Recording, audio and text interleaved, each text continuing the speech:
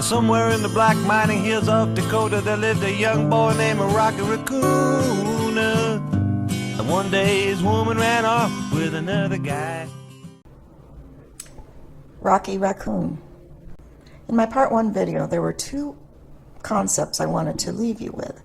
That was the importance of bloodlines and racial politics of these Utah Brigham Young fundamentalists. Now, the fundamentalists are known to have obsession with bloodlines to the point that they marry even their own cousins to preserve the purity of what they believe to be the master white race. Or as in the Bible and in the Book of Mormon, these are the half-god giants who married the women of earth and produced the Nephilim. Now, what they're trying to return to is their perfect white race, and this is called the new race. And the remnants of the old race are those populations with the darker skins. Now, it is interesting to see that Genesis comes from the root word gene, or it means genetics or racial bloodlines. And these Mormon fundamentalists and assassins call themselves Danites, or the armies of Israel. But these Mormon Danite assassins were those who were also responsible for the indictment and arrest of Joseph Smith in Missouri. They all testified against Joseph Smith. The Danites were pretending to be good Mormons, but they were fake Mormons. And the Danites, in the testimony of the Joseph Smith preliminary hearings in Missouri during 1837, 1838 approximately, they described Joseph Smith, which was actually them, believing in the tribe of Dan, and the apocalypse was supposed to be wreaked upon the United States as known in the biblical book of Dan. And the biblical book of Dan basically has many parts, but one of the main parts was the fact that Nebuchadnezzar was defeated by a small tribe of Danites coming out of the tribe of David and Solomon, because in a dream, Nebuchadnezzar's kingdom was seen to have feet of clay. So all you had to do was cut off the feet of this giant empire, and a small tribe of Dan, or as we know in the biblical story of David, how David slew Goliath, the giant.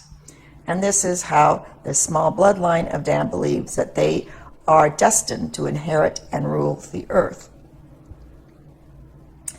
This tribe of Dan also is the bloodline out of which the Queen of England believes she has descended, and most of the royal elite. It is called the 13th tribe, or the tribe out of which Christ was born, from the city of David.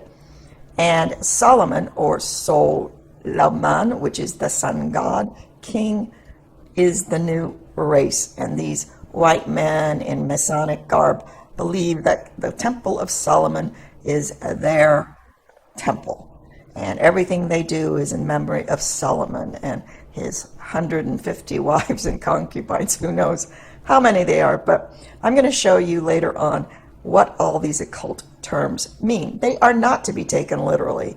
They are metaphors and allegories for the progression of the universe, the stars, and the rotation of the stars around the earth, producing a calendar of 26,000 years in which there is a new age every 26,000 years born. And this has been a calendar kept by all of the ancients and inherited by those secret societies who are in the know. I don't think the Mormon Church is one of those, but they could just be hiding the truth from its general population. I don't know. Now we know that the book of Genesis opens up with a murder. Cain, the son of Adam, and Abel, the son of Adam, are in a jealous rage, and Cain assassinates or kills his brother Abel. And Cain, therefore, is considered by these Mormons to be the evil bloodline and bearing the mark of Cain, which is the darker skin. Now, other elite royals believe that actually Cain is the actual bloodline of the gods, but that's for another video.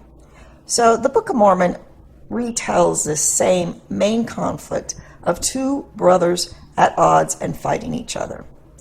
They are Nephi, who is identified by Mormons with the Nephilim, or the giants coming out of the north.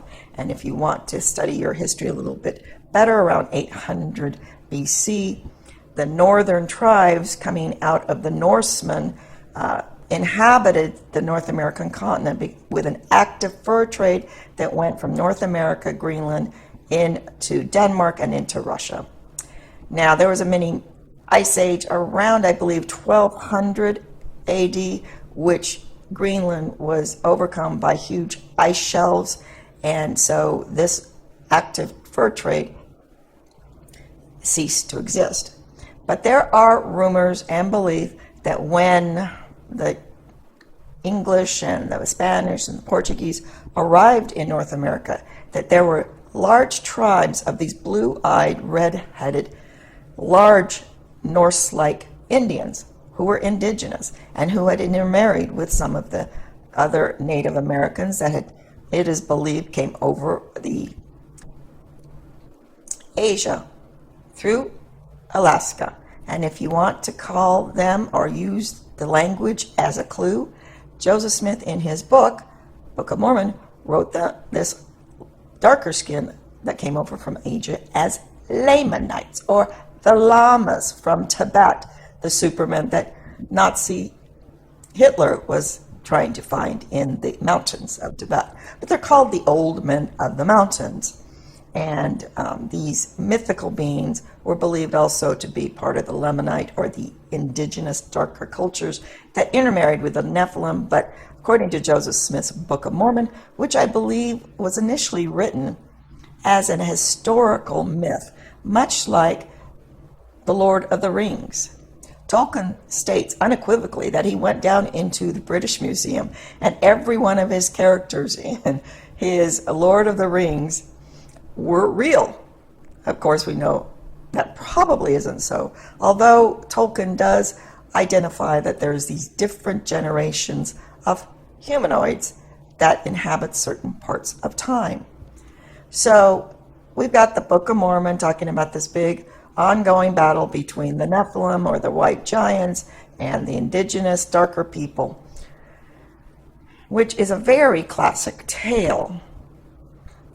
So let's go through and talk about why Rocky Raccoon is very explanatory about this battle between the racials, this battle between the races and the bloodlines. So that's going to be in my next installment. Rocky Raccoon checked into